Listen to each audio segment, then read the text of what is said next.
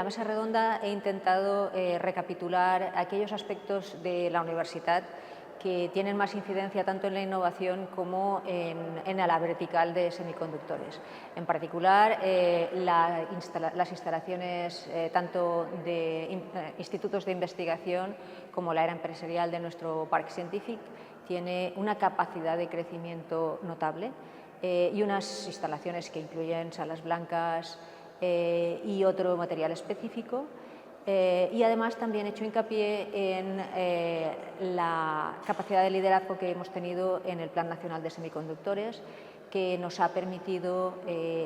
diseñar esta cátedra de materiales, perdón, el Plan Nacional de Materiales Avanzados, que nos ha permitido diseñar esta cátedra de materiales avanzados, que se concentra posiblemente en lo que sean los semiconductores del futuro y que nos ha permitido entrar en interacción directa con empresas interesadas en el sector, que ha potenciado de una manera muy significativa la transferencia de resultados hacia el sector productivo, en particular hacia los semiconductores, a través tanto del máster de la cátedra como de los distintos proyectos de investigación también en la cátedra.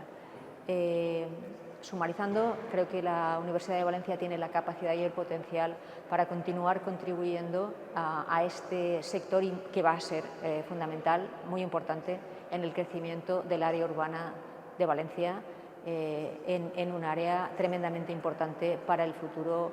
no solamente de Valencia, sino también de España y de Europa en soberanía tecnológica.